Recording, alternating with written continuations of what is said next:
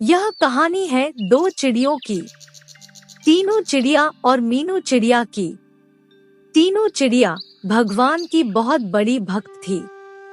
वह सुबह सुबह उठकर माता लक्ष्मी की पूजा करती थी और एक ही वरदान मांगती रहती थी कि माते मेरे भी नन्हे नन्हे बच्चे हो, मैं भी एक माँ बनूं और अपने बच्चों को वह सारी खुशियाँ दे सकूं जो हर माँ अपने बच्चे को देती है।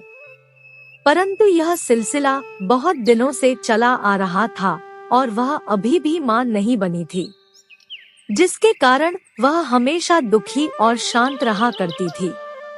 एक दिन की बात है, जब तीनों चिड़िया माता लक्ष्मी की पूजा कर रही थी तो मीनू चिड़िया आती है और बोलती है, यह भगवान नहीं होते हैं।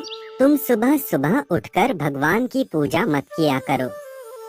क्या वह यह देख नहीं रहे हैं कि तुम कब से पूजा कर रही हो? छोड़ो यह सब, लगता है मेरे नसीब में एक पिता बनना नहीं लिखा है। तुम भगवान के सहारे कब तक रहोगी? अगर तुम मुझे आज से पूजा करते दिख गई तो मैं ही इस घर पर आना छोड़ दूंगा। उसने यह सब बातें गुस्से में आकर कही। लेकिन भगवान तो भगवान होते हैं, चाहे आप पत्थर को क्यों ना ही पूजो, वह उसमें भी होते हैं। भगवान उन दोनों की परीक्षा ले रहे थे।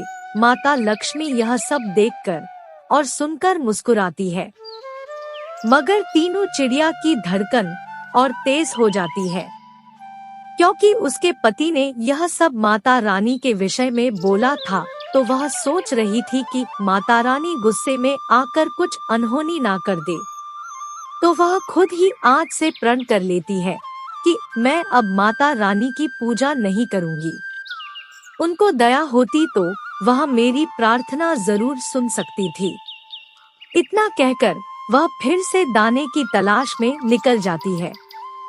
कुछ देर बाद उसको घर जल्दी लौटना पड़ता है, क्योंकि उसका पेट दर्द कर रहा था। उसको एहसास होने लगता है कि शायद माता रानी ने मेरी प्रार्थना सुन ली है। वह घर आकर तुरंत अपने पति से बताती है, अजी सुनते हो, माता रानी ने हमारी प्रार्थना सुन ली है। उनकी वजह से हमारे दो नन्हे नन्हे बच्चे हुए हैं। आप पिता बन गए हैं, इसीलिए कहती हूँ कि तुम भी भगवान की पूजा किया करो और उनसे अपनी गलती को मानो, क्योंकि भगवान के घर पर देर है मगर अंधेर नहीं। वह अपने भक्तों की जरूर सुनते हैं, अगर कोई सच्चे दिल से माने तो।